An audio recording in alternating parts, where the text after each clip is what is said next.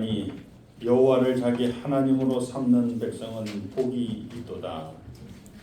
오늘도 하나님의 성호를 찬양하게 달려나온 개동의 모든 성도님들 한 분 한 분을 축복하여 주옵소서. 하늘의 위로와 평안으로 가득가득 채워 주옵소서. 예수님의 이름으로 기원드립니다. 95장 찬송입니다.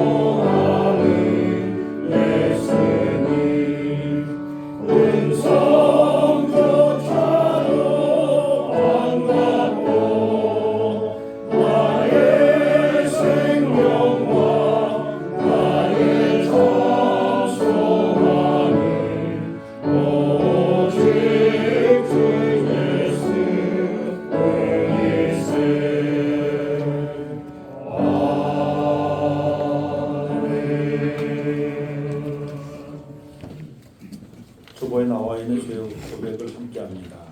올해도 만물이 이거하는 결실의 계절 가을을 주신 하나님을 찬양합니다. 자기라는 여주의 넷들 속에서 하시는 은혜는 마루가나 타지 않고 오히려 달콤한 열매를 맺게 하시는 하나님을 찬양합니다. 하나님의 가을 내 영혼은 성령의 뜨거움으로 스스럽게 드러나지 못하고 열매 맺지도 못하고 있습니다. 우리를 불쌍히 여기시고 우리의 죄를 용서하여 주옵소서. 간절히 원하옵기는 우리로 하나님의 뜻을 알아 시절을 쫓아 열매를 맺는 지혜로운 그리스도인이 되게 하옵소서. 예수 그리스도의 이름으로 기도드립니다. 아멘. 하나님께서 우리에게 주시는 용서의 말씀입니다. 너희는 너희가 범한 모든 죄악을 버리고 마음과 영을 새롭게 할지어다. 이스라엘 족속아, 너희가 어찌하여 죽고자 하느냐?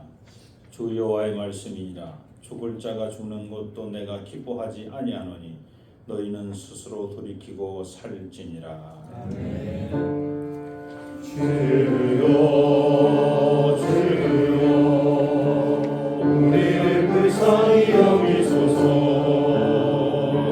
그리스도여 그리스도여 우리를 불쌍히 여기소서. 주여 주여 우리를 불쌍히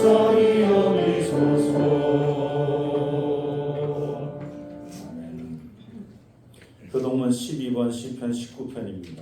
하늘이 하나님의 영광을 선포하고 궁창이 그의 손으로 하신 일을 나타냅니다. 날은 날에게 말하고 밤은 밤에게 지식을 전하니 언어도 없고 말씀도 없으며 들리는 소리도 없으나 그의 소리가 온갖에 통하고 그의 말씀이 세상 끝까지 이르도다. 여호와의 율법은 완전하여 영혼을 소성시키며 여호와의 증거는 확실하여 온전한 자를 지혜롭게 하며 여호와의 교훈은 정직하여 마음을 기쁘게 하고 여호와의 계명은 순결하여 눈을 밝게 하시도다. 여호와를 경외하는 도는 정결하여 영혼까지 이르고 여호와의 법도 진실하여 바로 이르오니 금은 곧 많은 순금보다 더 선호할 것이며 꿀과 송이꿀보다 더 달도다. 아멘.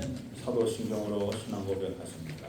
전능하사 천지를 만드신 하나님 아버지를 내가 믿사오며 그의 아들 주 예수 그리스도를 믿사오니 이는 성령으로 잉태하사 동정녀 마리아에게 나시고 본디오 빌라도에게 고난을 받으사 십자가에 못 박히시고 장사한 지 사흘 만에 죽은 자 가운데서 다시 살아나시며 하늘에 오르사 전능하신 하나님 나라에 계시사 저로서 사자와 원자를 심하고 계시다.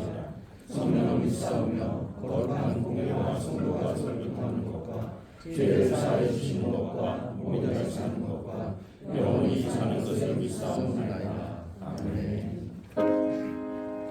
아모의 근원과 하니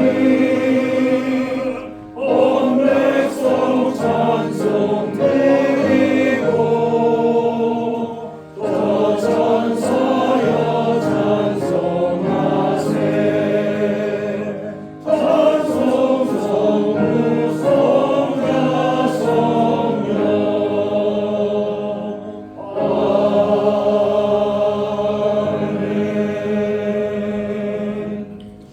자리에 앉으시기 바랍니다. 김동 장로님을 대표해서 기도해 주십니다.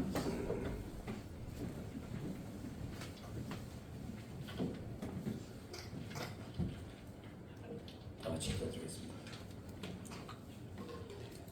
나의 평생에 여호와를 노래하며 나의 생존한 동안 내 하나님을 찬양하리로다. 아멘.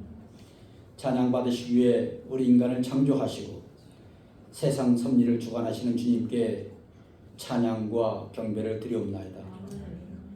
가장 좋은 계절이라는 이 가을 날씨와 추석 연휴임에도 이렇게 주님 전에 나와 예배드림으로 은혜받게 하시니 감사를 드리옵나이다.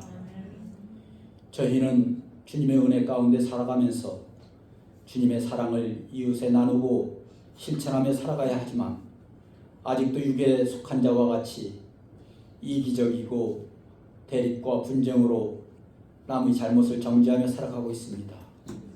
주님 저희를 용서하여 주시옵시고 성령님과 동행하며 영적인 승리의 길로 인도하여 주시옵소서. 전능하시고 역사를 주관하시는 주님, 우리가 이 세상에 살아갈 때 이성과 지혜로는 이해할 수 없는 일들이 너무나 많이 있습니다. 때로는 악인이 득세하는 듯이 보이고 우리에게 주신 고난이 감당하기 힘들 만큼 무겁게 느낄 때도 많습니다. 그러나 주님께서는 우리가 감당할 수 있을 만한 시험 외에는 주시지 않는 줄 믿사오니 시험 당할 때 주님의 뜻을 헤아리게 하시고 욥이 고난을 통해 보다 단련됐듯이 고난을 통해 배우고 주님의 뜻을 깨닫는 성숙한 믿음을 가지는 우리가 되게 하여 주시옵소서. 주님, 이 지역에 아직도 주님을 부인하고 깨닫지 못한 채 살아가는 이웃들을 위해 기도합니다. 먼저 구원받은 우리가 주님의 심정으로 저들에게 다가갈 수 있도록 전도의 열정을 주시옵소서. 혹여 우리 교회가 교회 울타리 안에서 우리들만의 교제에 안주하지 않도록 흩어지는 교회가 되게 하여 주시옵소서. 죽기까지 낮아지신 주님, 우리 교회가 이 세상의 약한 자들을 위하여 봉사하는 교회가 되게 하여 주시옵소서. 주님께서 섬김을 받으러 오신 것이 아니라 섬기러 오신 것처럼 종의 형상을 입고 낮아지는 겸손한 교회가 되게 하여 주시옵소서. 만군의 주님, 우리나라를 위해 기도합니다. 너무 시끄럽고 혼란스러운 이때 마치 당파 싸움 같은 세력 대결을 벗어나게 하시고 정치적인 이해 관계를 떠나 우리 인간들의 심판과 결정이 아닌 주님의 뜻에 순종하며 인내할 줄 아는 지도자들이 되게 하여 주시옵소서.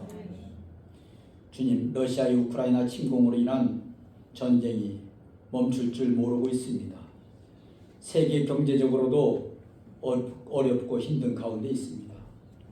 치솟는 물가와 자국의 이익만을 생각하는 이기적인 경제 질서를 서로 간의 배려와 이해심으로 감싸주는 주님의 뜻에 합당한 평화 질서로 붙잡아 주시옵소서.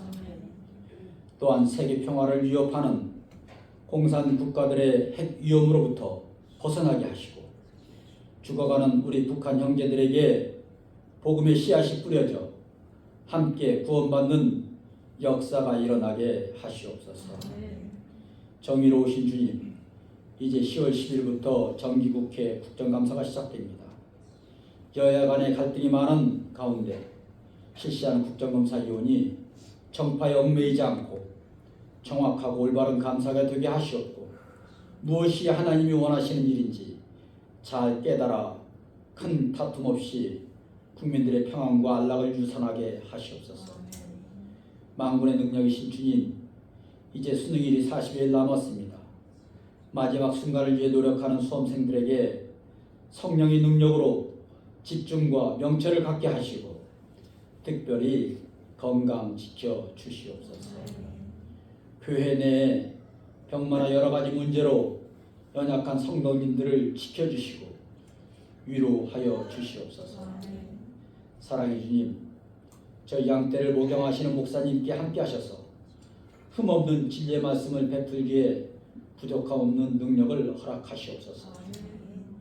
예배를 위해 수고하는 모든 분들에게 주님의 은총을 내려주시고 할렐루야 찬양대의 찬양이 온전히 하늘에 상달될 수 있게 흠양하여 주시옵소서.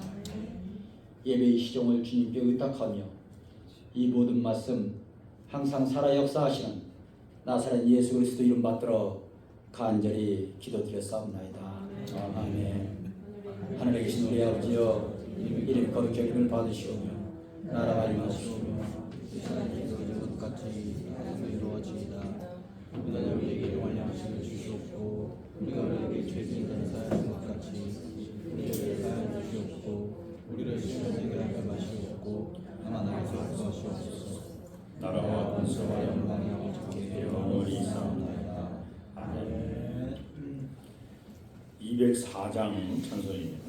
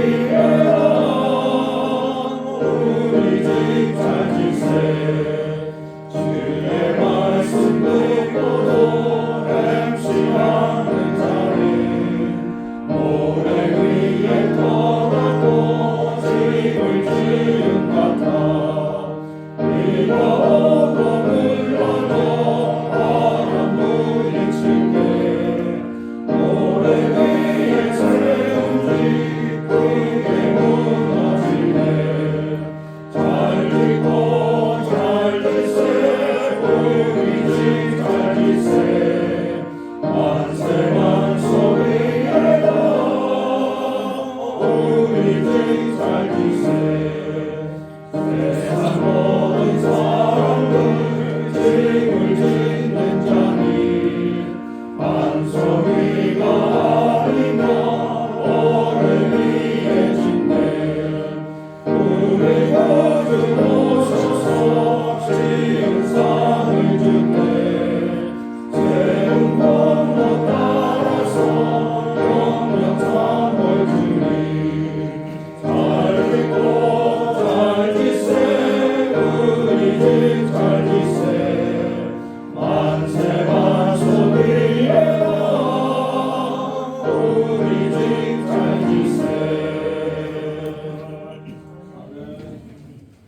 오늘 이 아침 우리에게 주시는 하나님 말씀입니다. 마태복음 21장 28절로 32절입니다. 마태복음 신약성경 마태복음 21장 28절부터 32절 제가 봉독합니다. 그러나 너희 생각에는 어떠하냐? 어떤 사람에게 두 아들이 있는데 맏아들에게 가서 이르되 오늘 포도원에 가서 일하라 하니 대답하여 이르되 아버지 가겠나이다 하더니 가지 아니하고 둘째 아들에게 가서 또 그와 같이 말하니 대답하여 이르되 실소이다 하였다가 그 후에 뉘우치고 갔으니 그 둘 중에 누가 아버지 뜻대로 하였느냐? 이르되 둘째 아들이니이다. 예수께서 그들에게 이르시되 내가 진실로 너에게 이르노니 세리와 장녀들이 너희보다 먼저 하나님의 나라에 들어가리라. 요한이 의의 도로 너희에게 왔거늘 너희는 그를 믿지 아니하였으되 세리와 장녀는 믿었으며 너희는 이것을 보고도 끝내 뉘우쳐 믿지 아니하였도다. 아멘. 할렐루야. 찬양대 주날을 지키시기 찬양하겠습니다.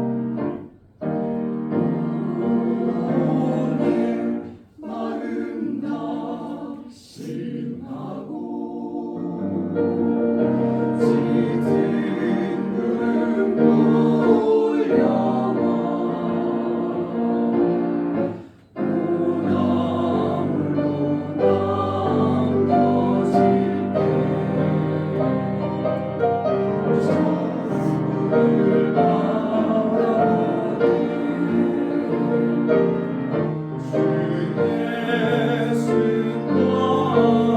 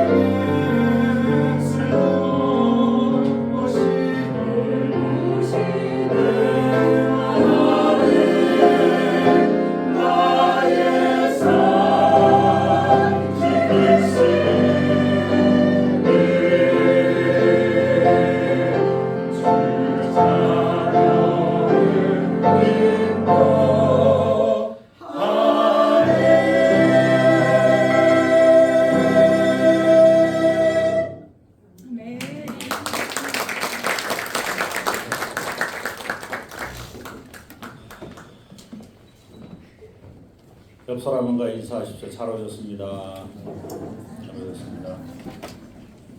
추석 명절 기간이라 마음이 분주하실 텐데 예배 참여하신 여러분을 진심으로 주님의 이름으로 환영합니다. 아멘.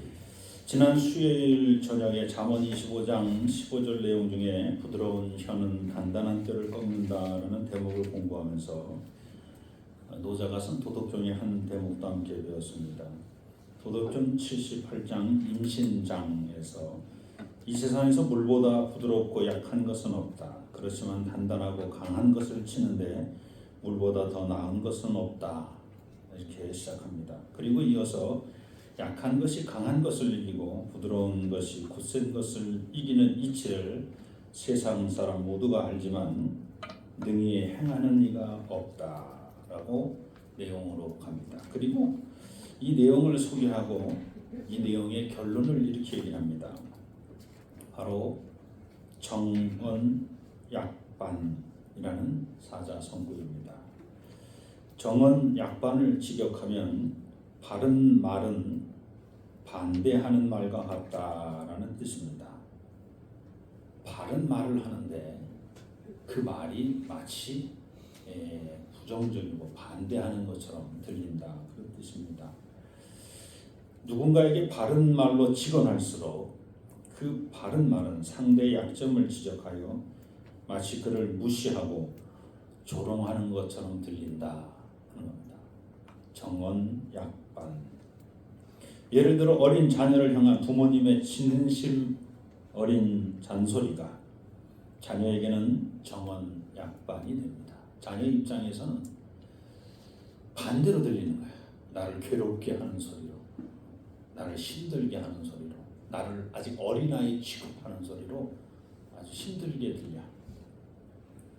무지한 제자를 향한 스승의 소중한 가르침이 제자에게 정언약반이 됩니다. 이 부분이 부족하니 이 부분을 보완했으면 좋겠네 라고 하는 스승의 말에 제자가 당신이 알면 못 알아.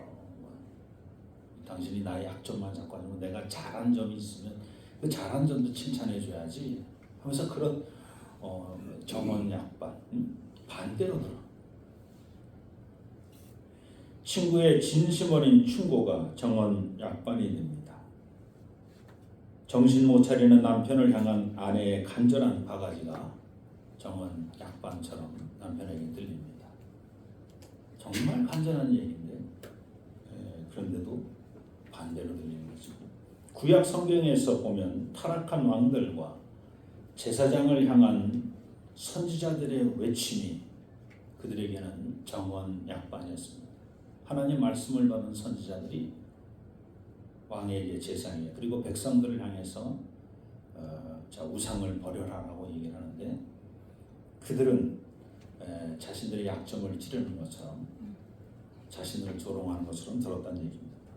신약 성경에서는 회개하라, 천국이 가까이 왔다라고 세상을 향해 진리와 생명의 말씀을 전하신 예수 그리스도의 말씀이 로마인과 유대인에게는 정언약반이 되었습니다. 반대로 들렸어요. 그래서 그 진리를 전하는 그분에게 십자가를 지게 하고 결국 그분을 십자가 들려 죽게까지 만드는 그런 죄를 저지르게 됩니다. 왜?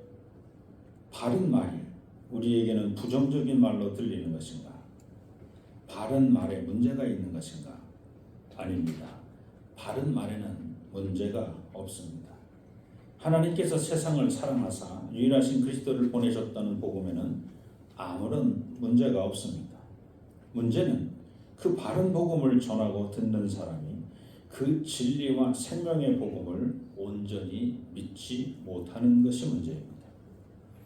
진리라는 바른 말을 선포하였으면 그 진리가 어떻게 살아서 역사하는지 바른 말을 전하는 자나 듣는 자 모두 믿고 기다려야 합니다. 진리를 선포하지만 인내심이 없고 조급한 마음으로 진리를 선포하면 진리가 그 조급함으로 포장되어 진리를 듣는 자에게 온전히 전달되지 못한다는 것입니다. 그러니까 진리를 그냥 전하면 되는데 자꾸 그 진리에 포장을 해. 못 알아들을까 봐. 포장을 해. 포장을 하고 포장을. 그 자꾸 내 말이 들어가. 그 진리를 그냥 주 예수를 믿으라. 그리하면 너와 네 집이 구원을 얻으리라. 하나님을 경외하십시오. 하나님께서 당신의 살아갈 길을 알려주실 것입니다. 그냥 여기까지만 하는데 너는 말이야. 다른 건 다 좋은데 말이야. 그러면서 왜 하나님을 안 믿지? 너 왜 교회 안 다니니? 너 왜 하나님 기도 안 하니? 뭐 이러면서 그 진리를 전하는데 진리 말고 자꾸 내 생각을 자꾸 전하는 거예요. 그게 온전히 전달되지 않는 거예요. 진리가. 그러므로 바른 말을 전할 때는 전하는 자, 듣는 자 모두에게 그 바른 말, 그 진리에 대한 믿음이 있어요. 내가 진리를 알았으니, 그 진리를 먼저 알았으니 그 진리를 전하는데 진리 이외에 다른 것을 전하지 않게. 그리고 이 진리는 진짜 진리임을 내가 바른 말임을 내가 믿는다. 이 바른 말이 살아 움직여 역사할 줄로 내가 믿습니다. 왜? 이 말씀이 하나님 말씀이기 때문에 내가 임의로 이것을 조작하거나 임의로 내가 더 씌우거나 가감하지 않아도 하나님 말씀은 분명히 능력이 있어서 역사할 줄로 믿습니다. 그런 마음으로 전하기만 하면 되고, 그리고 듣는 자가 그 말을 어떻게 듣든지 그건 내 문제가 아니라 이제 듣는 자의 문제가 되었다는 겁니다. 그러므로 전하는 자도 믿음으로, 듣는 자도 그것을 믿음으로 들으면 된다는 겁니다. 자, 그리고 바른 말, 즉 진리의 권위는 바로 믿는, 그 진리를 믿는 믿음에서부터 시작됩니다. 그 진리가 진짜 능력이 있느냐, 권위가 있느냐라고 하는 것은 그 진리를 전하는 자가 제대로 믿고 전하느냐, 듣는 자가 그 진리를 제대로 믿느냐에 따라 달라진다는 겁니다. 오늘 말씀은 저희가 마태복음 21장 28절서부터 읽었습니다만 19절서부터 시작이 되는데, 무화과 나무 사건으로부터 시작이 됩니다. 예수께서 무화과 나무를 향해 바른 말씀을 하십니다. 그러니까 그 무화과 나무가 견디지 못하고 순간 말라버린 사건입니다. 마태복음 21장 19절, 길가에서 한 무화과 나무를 보시고 그리로 가사 잎사귀밖에 아무것도 찾지 못하시고 남에게 이르시되 이제부터 영원토록 네가 열매를 맺지 못하리라 하시니 무화과 나무가 곧 마른지라. 예수님은 잎사귀는 무성하되 열매 맺지 못하는 무화과 나무에게 바른 말을 하십니다. 이제부터 영원토록 네가 열매 맺지 못하리라. 이는 예수님 말씀에는 남다른 권위가 있음을 드러낸 사건입니다. 하나님 말씀으로 이 땅에 오신 그리스도께서, 말씀이신 그리스도께서 하나님 말씀을 선포하셨으니 그리스도가 당신의 말씀에 대해서 온전한 믿음으로 그 말씀을 선포했다는 겁니다. 그러니 무화과 나무가 견딜 수가 없는 것은 너무나 당연한 결과입니다. 그런데 말씀에 권위 있는 예수님이 이제 무화과 나무를 지나서 이제 성전에 있는 사람들에게 그 말씀을 선포합니다. 자, 그때 대제사장들과 백성들의 장로들이 나와서 네가 무슨 권위로 성전에서 하나님 말씀을 백성들에게 가르치냐? 누가 이 권위를 너에게 주었느냐라고 묻습니다. 마태복음 21장 23절입니다. 예수께서 성전에 들어가서 가르치실세 대제사장들과 백성의 장로들이 나와 이르되 네가 무슨 권위로 이런 일을 하느냐? 또 누가 이 권위를 주었느냐? 대제사장들과 백성의 장로들은 자신들이 옛날부터 성전의 점유권을 가지고 있다고 생각했습니다. 그러므로 성전 관리와 성전에서 가르치는 권리를 자기들만 가지고 있다라고 생각한 것입니다. 한마디로 네가 성전에서 백성들에게 가르칠 권위를 주지 않았다, 그 얘기입니다. 우리는 너에게 성전에서 말씀을 읽고 말씀을 가르칠 권위를 주지 않았다. 그 얘기를 하는 겁니다. 이때 예수님은 이렇게 말합니다. 그렇다면 광야에서 백성들에게 회개하라, 천국이 가까이 왔다라고 가르친 세례 요한의 권위는 누가 주었느냐? 하늘로부터냐? 아니면 너희가 주었느냐? 만일 너희가 대답하면 나도 대답하겠다. 그동안에 광야에서 하나님 말씀을 받고 그 말씀을 들고 너희를 향해서 외쳤던 수많은 예언자들, 그 선지자들은 누구 허락받고 그럼 하나님 말씀을 전한 거야? 자, 그들은 서로 의논하더니 이렇게 대답합니다. 알 수 없다. 알 수 없다. 그들은 선지자 중 한 사람인 요한이 백성들에게 회개의 세례를 주는 권위가 어디서 오는지 모를 리가 없습니다. 옛날 선지자들도 하나님의 부르심을 받고 말씀을 받아 선지자가 되어 왕과 제사장 그리고 백성들 앞에서 하나님 말씀을 전하고 가르쳤을 때 그 권위가 하나님으로부터 오는 것을 그들은 이미 알고 있었기 때문입니다. 선지자들이 자신이 전하는 말씀이 하나님 말씀임을 먼저 믿고, 이거는 내 말이 아니고 내 생각이 아니라 이 정치가 썩었다는 게 내 생각이 아니라 하나님께서 내게 임하셔서 정치가 썩었다고 말하는, 경제가 썩었다고 다시 돌리라고, 응? 자꾸 이렇게 고리대금 하지 말고, 또 빚을 못 갚는 사람들 자꾸 자녀들 잡아다 종으로 삼지 말고, 신년이 되면 정확하게 신년 지키고 너희가 11조 잘 내서 그 11조로 어렵고 힘든 고아 나악한 과부 나그네를 도울 수 있도록 너희가 그렇게 경제를 돌려라 말이야. 내 얘기가 아니라 하나님께서 내게 이렇게 말씀하셨다. 이 얘기하는 거죠. 전하는 자도 하나님 말씀을 믿어야 한다는 겁니다. 그럼 바른 말, 즉 하나님 말씀을 전하고 가르칠 권위를 누가 주었느냐? 지금 예수님은 그 이야기를 하고 있는 중, 너희가 이 대답을 하면 나도 대답하겠다. 근데 모르겠어. 그러니까 그럼 나도 너에게 대답하지 않겠다. 그럽니다. 그런데 실상 예수님은 그 말씀에 대한 대답을 두 아들의 비유를 통해서 대답하고 계십니다. 그러면서 두 아들의 비유를 드는 겁니다. 28절에 그러나 너희 생각에는 어떠하냐? 어떤 사람에게 두 아들이 있는데 맏아들에게 가서 이르되 예 오늘 포도원에 가서 일하라 하니. 여기서 이제 약간의 사족이 좀 제가 들어갑니다.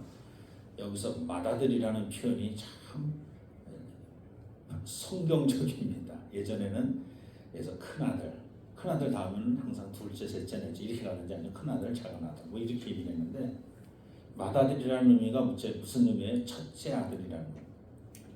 그 다음에 둘째 아들, 셋째 아들, 넷째. 다시 말하면 아들들 가운데는 큰 아들이 없다라는 겁니다. 성경에 아들들 중에는 작은 아들이 없다라는 뜻입니다. 성경에는 큰 아들도 없고 작은 아들도 없습니다. 성경에는 아들이 있을 뿐입니다. 그 아들 중에 먼저 나온 첫 번째 아들이 있고 그건 맏아들이고, 그 다음에 두 번째 아들이 있고 세 번째 아들이. 근데 우리는 유교적인 사고방식에서는 큰아들이 작은 큰아들이 분명히 있어요. 근데 우리 그리스도인에게서는 큰아들이라는 개념을 이제 버려야 됩니다. 저도 이게 맏아들 이렇게 자꾸 쓰다가 보니까 왜 맏아들이라고 하셨을까? 큰아들이라도 되는데 저는 큰아들이 더 쉽거든. 작은 아들. 저는 어디 가서 늘 작은 아들이기 때문에. 근데 이게 그런 의미였구나. 성경에서부터 크다 작다라고 하는 개념을 빼셨어요. 자, 어떤 사람에게 두 아들이 있는데 예수님께서 비유로 들은 이 두 아들은 이제 결론부터 말씀드리면 아버지에게서는 변함없는 아들입니다. 변함없는 아들이라는 의미는 무슨 뜻이냐면 예 하고 말하고 나중에 아버지 말을 안 들었던 이 맏아들도 아들이고 싫어 그러다가 결국은 다시 아버지 말을 들었던 둘째 아들도 아들이라는 겁니다.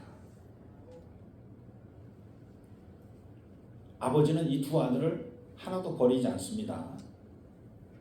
너는 처음엔 내내 하다가 나중에 너 내 말 안 들어서 저리 가마. 그다음에 너는 처음에는 싫다고. 너는 막 처음부터 나한테 막 한명하고 대들었던 놈이니까 넌 저리 가마. 지도 볼 것도 없어. 이러지 않았다는 겁니다. 지금 그런 거 아닙니다. 지금 그 얘기가 아닙니다. 지금 아버지 말씀의 권위에 대한 지금 얘기를 하고 있는 중입니다. 권위가 지금 권위 있는 말씀을 하시는데 그 권위 있는 말씀을 들은 아들의 태도가 두 가지로 나누었다라고 하는 겁니다. 하나는 순종했는데 그 순종이 진짜 바른 순종이, 하나는 불순종했는데 그 불순종이 진짜 불순종이냐, 그걸 묻는 겁니다. 그래서 29절에 대답하여 이르되 아버지 가겠나이다 하더니 가지 아니하였다. 또 30절에 보니 둘째 아들에게 가서 또 그와 같이 말하니 대답하여 이르되 실소이다 했다가 그 후에 뉘우치고 갔으니. 둘째 아들은 아버지 말씀을 듣고 처음에는 그 권위에 불순종합니다. 그러나 나중에는 아버지 권위에 합명한 자신의 불순종을 회개하고 아버지 말씀, 즉 아버지의 뜻을 이루어드립니다. 즉 아버지의 권위를 다시 세워드립니다.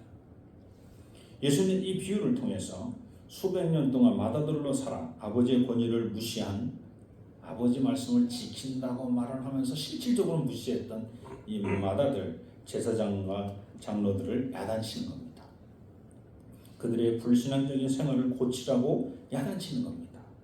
게다가 그런 불신앙적인 생활을 의롭다고 여기며 자기보다 조금 더 불신앙적인 사람을 정죄하고 심판하는 그 교만한 마음을 회개하라는 것입니다. 요한을 통해서 회개의 권면을 하고 있는 겁니다. 아버지가 볼 때 큰아들이, 지금 죄송합니다, 맏아들이나 둘째 아들이나 도찌개치냐 아버지가 볼 때. 근데 어쨌든 아들은 아들이야. 둘 다 내가 사랑하는 아들이야. 근데 맏아들이 둘째한테 저는 나쁜 놈이라고, 아니 내가 아버지가 눈이 시퍼렇게 뜨고 살아있는데 아버지 앞에서 아버지 저런 놈은 나쁜 자식입니다. 아니 아버지가 말하는 게 아니라 큰아들이 말하면, 아니 또 죄송합니다. 제 입에 자꾸 큰아들이 버릇이 됐어요. 성경에는 큰아들이라는 말이 없는데 자꾸 맏아들이 그런다면 이게 얼마나 무서운 일입니까? 아버지는 가만히 있는데.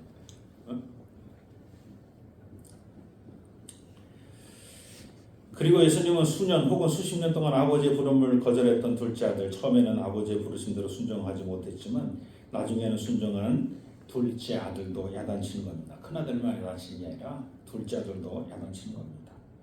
얼핏 보면 맏아들만 야단치고 둘째 아들은 넌 잘못했어도 내가 용서해 준 거야, 이렇게 보이는 것처럼 보이지만 오늘 보면은 맏아들이나 둘째 아들이나 다 야단치고 있는 겁니다. 바른 말을 하시는 겁니다. 예수님 오늘 말씀을 통해 맏아들과 둘째 아들 모두에게 바른 말로 야단치는 겁니다. 다만 예수님은 둘째 아들에게 처음부터 아버지 말씀대로 순종하지 못한 이유나 또는 맏아들에게 나중에 아버지 말씀대로 순종하지 못한 이유를 찾아서 비난하는 것이 아닙니다.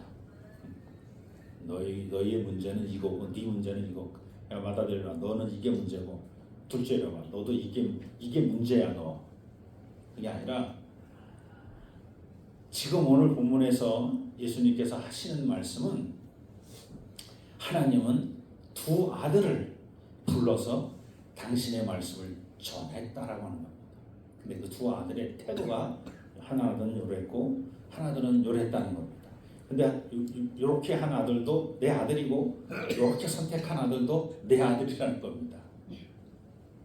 누가 더 의롭다, 누가 더 선하다라고 아버지 입장에서는 말하지 않는다는 겁니다. 그냥 내 아들, 아버지는 이 아들을 선과 악으로 구분하지 않는다는 겁니다. 누가 더 큰 죄를 졌고 누가 더 작은 죄를 졌다 이렇게 말하지 않는다는 겁니다. 그냥 내 아들들이라는 겁니다. 내 아들들이다. 그런데 여기서 예수님께서 구별하는 건 딱 하나 있습니다. 자, 그 둘 중에 누가 아버지 뜻대로 하였느냐? 이르되 둘째니이다. 예수께서 이르시되 내가 진실로 너에게 이르노니 세리들과 창녀들이 너희들, 여기서 세리와 창녀는 대제사장들과 백성들의 장로들을 비유로 하는 겁니다. 거기에 비유해서 이 둘째는 세리와 창녀들이라는 겁니다. 그들이 너희보다 먼저 하나님 나라에 들어가리라. 지금 예수님 비유 속에서 아버지가 맏아들과 둘째 아들을 구별하는 건 딱 하나 있어요. 그 뭐냐면 먼저 하나님 나라에 들어가긴 다 들어가는데 먼저 아니 어떻게 보면 맏아들은 하나님 나라에 이미 살고 있었는데 하나님을 살고 있다가 뛰쳐나온 거지. 이른 아침서부터 포도원에 들어가서 일하고 있었던 맏아들이었는데 걔가 어느 날 갑자기 내가 지금까지 살아왔던 모든 삶의 여정이 지옥이었습니다 라고 고백하는 거지. 원래 천국에 살고 있어놓고 그때 첫째와 둘째의 구분을 먼저와 나중으로 다시 정리를 하십니다. 첫째가 먼저인데 먼저 된 첫째가 나중되고 나중된 둘째가 나중인데 나중된 둘째가 첫째가 됐네. 그러니 큰 거 작은 것도 구별하지 말고 이제 첫째, 둘째, 셋째, 넷째도 구별하지 마라. 첫째는 중요하고 둘째는 덜 중요하고 셋째는 덜 중요하고 그리고 마지막은 또 좀 더 중요하고 이렇게 생각하지 마라. 응? 그러니까 우리의 사고 방식 속에 하나님의 말씀이 선포되어지면 그 하나님 말씀이 중요한 겁니다. 우리의 판단이 중요한 것이 아니라 우리의 상식이 중요한 것이 아니라 내 상식으로 저들을 어떻게 바라볼 것이냐가 중요한 게 아니라 하나님 말씀, 진리의 말씀이 뭐냐? 그 진리의 말씀이 세상을 이처럼 사랑하사 독생자를 이 땅에 보내시면서 그가 죽기까지 우리를 사랑하셨다라고 하는 게 하나님 말씀이에요. 그 이상 그 이하도 아니에요. 거기에 대해서 우리는 아멘하고 받으면 되는데 우리는 그 말씀을 이해한 사람이고 너희는 그 말씀을 이해하지 못했으니까 너희는 저리 가. 십자가의 말씀을 이해한 우리와 십자가의 말씀을 들어보지도 못한 너희가 어떻게 우리하고 같은 자리에서 밥을 먹을 수 있어? 너희는 저리 가. 너희는 이방인이야. 그걸 누가 구분하냐는 거예요. 너희가 진짜 하나님이 세상을 이처럼 사랑하사 독생을 주셨다는 그 진리의 말씀을 진짜 믿고 있냐? 네가 진짜 믿고 있다면 크고 작고 첫째 둘째 이거 구분하지 마라. 아버지가 볼 때는 대제사장이나 백성들이 장로의 사는 모습이나 저 세리나 창녀의 모습이 쌤쌤 같아.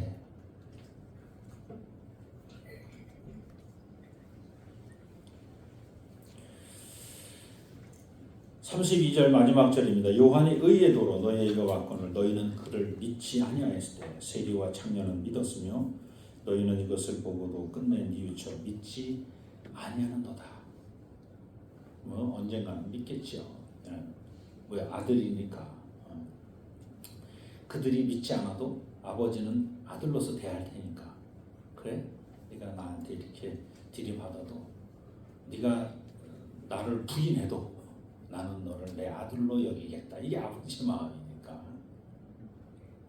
예수님은 하나님 말씀을 먼저 믿고 하나님 말씀을 가르치신 대제사장과 백성의 장로들을 버리라고 말씀하는 게 아닙니다. 그들도 하나님의 자녀라는 겁니다. 마찬가지로 하나님 말씀을 아예 듣지 않고 세리로 살아가고 또 창녀로 살아가는 그들도 하나님의 자녀라는 겁니다. 자, 그런데 대제사장과 백성의 장로는 자신들이 세리와 창녀 같은 죄인의 반열에 비교되는 것 자체가 이건 잘못됐습니다. 의롭지 못하십니다. 하나님. 어떻게 하루 종일 떼약 뺏어서 일한 우리와 한 시간밖에 일하지 않은 저들이 우리가 어떻게 같을 수 있습니까?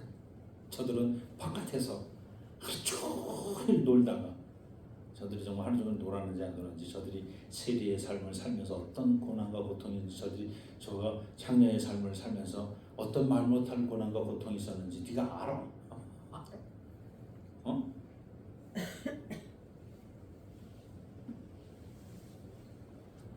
모르면서 왜 네가 판단하냐는 거죠. 예를 들면 살인하지 말라. 아버지 입장에서는 살인하지 말라라는 율법을 너희가 알지만 이 율법을 진짜 살인한 사람에게만 적용하지 말고 형제를 사랑하지 못하고 형제를 용서하지 못하고 형제에게 분노하는 사람에게도 똑같이 살인죄를 적용하라는 거예요. 이게 예수님께서 가르쳐준 신율법이지요. 간음하지 말라라는 율법을 너희가 알고 있는데 진짜 간음한 사람만 간음한 사람이라고 얘기하지 말고 네 마음에서 네가 정욕이 일어났으면 그것도 간음한 거로 치라. 만일 너희가 이렇게 하나님 말씀을 너희 삶에 적용한다면 현장에서 붙잡힌 살인자나 현장에서 붙잡힌 간음한 자만 죄인이 아니라 세상 모든 사람이 살인자이고 세상 모든 사람이 간음한 사람이라는 것입니다. 오늘 말씀을 정리합니다. 맏아들과 둘째 아들 사이에 오늘 본문을 살펴보면 맏아들과 둘째 아들 사이에 예수님 비유 속에는 어떤 비난도 없습니다. 지금 예수님은 그 행간을 우리에게 지금 전하고 있습니다.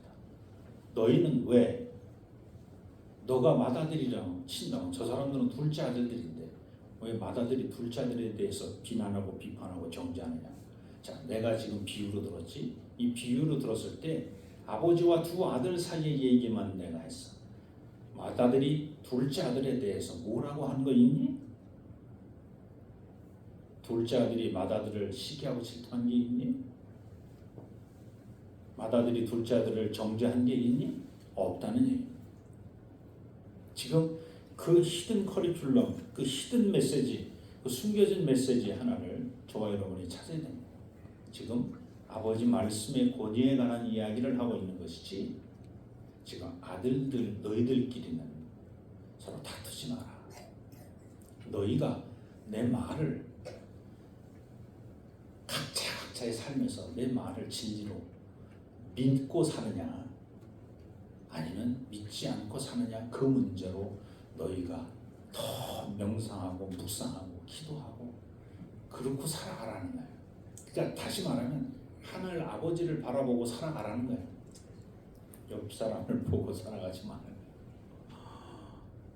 신앙생활은 하늘 아버지를 바라보고 살아가는 것인 줄로 믿습니다. 그리고 오늘 말씀을 정리한 두 번째는 예수님은 오늘 비유를 통해서 아버지는 두 아들의 각각의 선택을 비난하지 않습니다. 아버지의 비난 하나도 없어요. 큰아들이 선택했으니까 비난하고 둘째 아들대로 이놈 자식이 어디다 대고 학명이야 결국은 갈놈이 이렇게 판단하지 않습니다.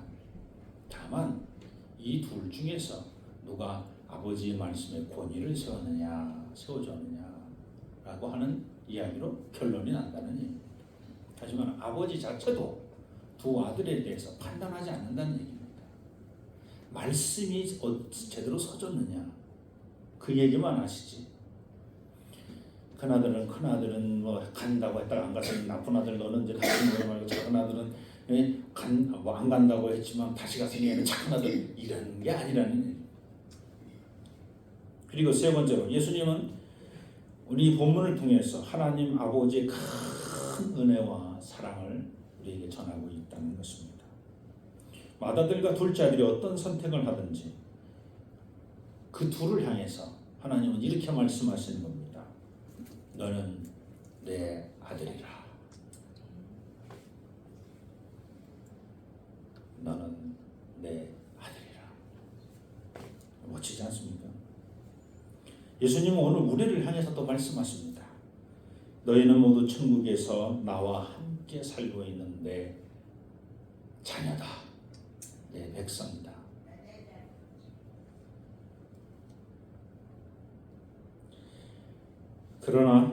그러므로 너희들의 선택에 문제가 있다 할지라도 나는 너희들을 끝까지 기다리고 너희를 사랑한다. 우리도 바른 말을 들으며 마치 우리를 무시하고 조롱하며 반대하는 말처럼 우리 스스로도 듣고 있습니다. 그렇다면 세상 사람들의 귀에도 바른 말인 진리와 생명의 복음이 전해졌을 때 그 진리의 복음이 자신들을 비하하고 멸시하는 것처럼 들릴 수 있습니다. 우리는 이미 바른 말의 문제가 아니라는 것을 알고 있습니다. 진리와 생명의 복음에는 문제가 없습니다. 다만 먼저 된 그리스도인이냐 아니 아직도 그리스도인이 아니냐라고 하는 그 차이만 있을 뿐입니다. 진리의 말씀을 전할 때 행여 상대를 판단하거나 비난하거나 무시하거나 조롱하는 마음이 일도 가지고 있으면 안 된다는 얘기입니다. 아직도 예수 이름 못 들어보셨어요? 아니 아직도 하나님 안 믿고 사세요? 그런 오만방자한 표현을 쓰지 말라는 얘기입니다. 그러니 하나님을 믿지 않고 예수를 그리스도를 믿지 않은 사람들도 우리를 향해서 개독견이 오만방자한 얘기를 우리에게 똑같은 말을 하는 겁니다. 왜 그들이 그 말을 어디서 배웠겠어요? 우리가 하나님을 믿지 않는 사람을 이방인 취급하고 사람 취급하지 아니하고 무시하고 멸시했던 수백 년 수천 년 동안 무시했던 그 말들이 그들에게 들어간 거지 뭐. 유대인들이 수천 년 동안 자기들만 말씀을 독점하고 있는 사람이라고 생각하면서 다른 사람을 이방 취급하고 할례 행하지 않고 음식 정결법 행하지 안식일 지키지 않는 사람을 사람 취급도 안 하고 같은 동족인데도 불구하고 먼저 멸망당했다는 이유만으로 사마리아 사람을 개처럼 취급하는, 그러니까 자기들이 똑같이 대접을 받는. 이 땅에 그리스도인이 우리가 하나님 말씀이 진리라면 그 진리의 말씀을 내가 그 받아서 이 말씀으로 어떻게 살아갈까 거기에 집중해야 되는데, 나는 저 사람하고 다릅니다. 나는 저 사람하고도 다릅니다. 저 사람이 교회를 들어오면 안 됩니다. 저 사람은 죽어 마땅합니다. 진리의 말씀에 집중해야 될 우리가 오늘날 갑자기 첫째, 둘째, 큰아들, 작은아들 따지고 앉아있고 비교하고 분석하고 정죄하고 네 죄가 나는 죄인, 너는 죄. 예수님 볼 때 야 너도 죄인이야. 너도 죄인이야. 대제사장들아,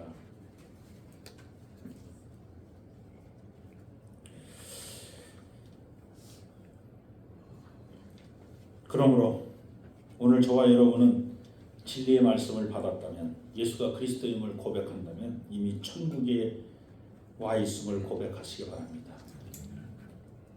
예수님께서 약속하신 멸망치 아니하고 너희 영생을 얻게 하려 하시고 이미 영생을 누리고 살고 있음을 고백하시기 바랍니다. 하나님이 주신 그 영생을 통해서 천국의 삶을 온전히 누리시기 바랍니다. 하나님 아버지의 뜻인 사랑과 용서로 포도나무를 가꾸고, 그리고 그 포도나무가 추수할 때 그 추수하는 기쁨의 눈물을 흘리시는 저와 여러분이 되시기를 진심으로 축원합니다. 아멘. 기도합니다. 할렐루야. 오늘도 우리 개동의 모든 성도님들 한 분 한 분을 축복하여 주시니 감사합니다. 두 아들이 어떤 선택을 하든지 하나님은 그 두 아들 모두를 사랑하신다고 말씀하십니다. 오늘 저희들도 그 두 아들 가운데 한 아들입니다. 저희를 사랑하시는 하나님을 찬양합니다. 저희들의 어리석음을 불쌍히 여기시고 행여 내 주변의 사람을 비난하지 않게 하시고 정죄하지 않게 도와 주시옵소서. 예수님의 이름으로 감사하며 기도드립니다. 아멘. 우리 다 자리에서 일어나셔서 봉헌성 함께 합니다.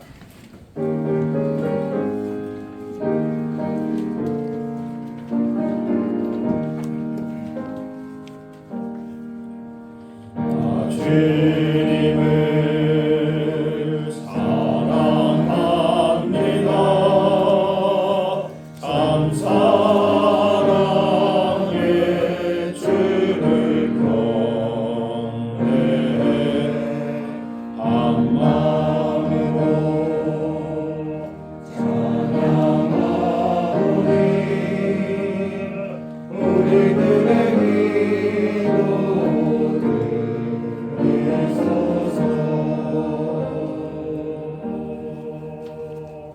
자리에 앉아주시기 바랍니다.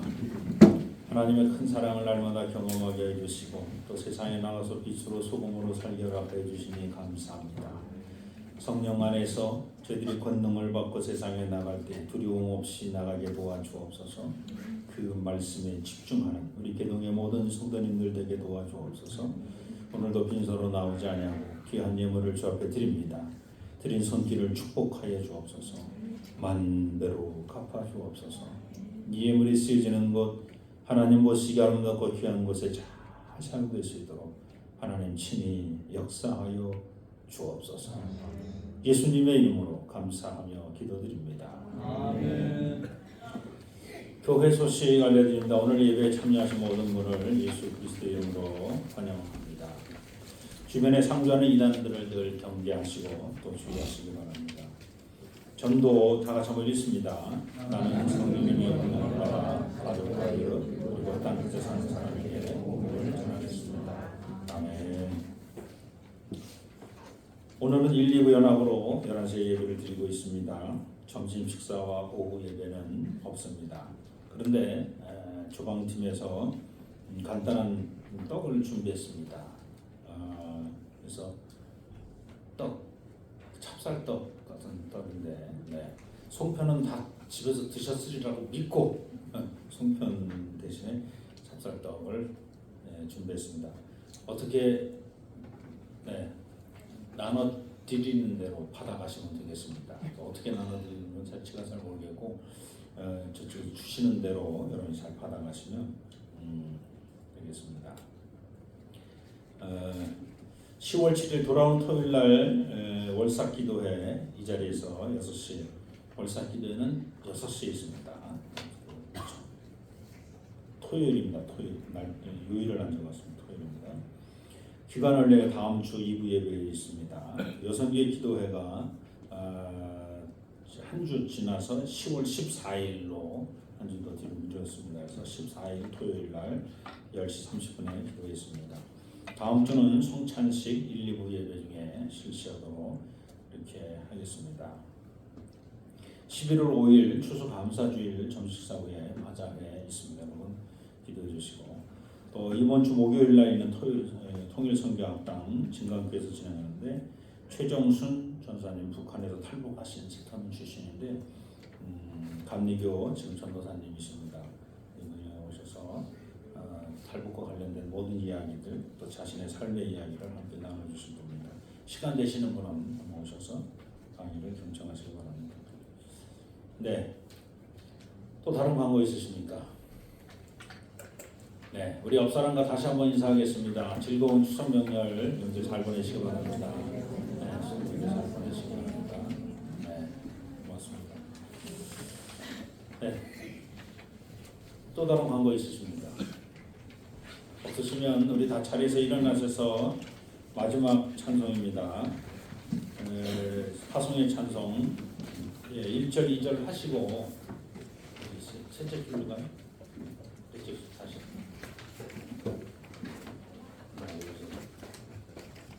나는 너와 함께하는 너희 하나님 우리를 다시 한번 아니면 내가 너를 붙들게 하리라. 네 번째 줄 나를 버린 자들도 물로.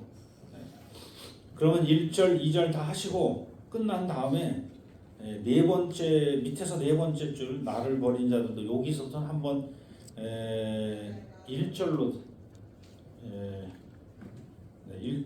왜냐면 1절이 나눠져 가지고 셋째 줄로 가야 되지 않을까. 그냥 오늘은 1절, 2절 그냥 악보대로 가고 저희가 한번 연습해 보겠습니다. 오늘은 그냥 악보대로 부르겠습니다. 네.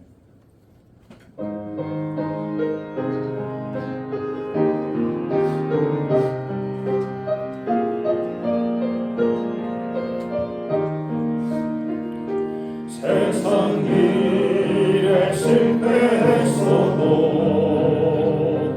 너는 절망하지 말라.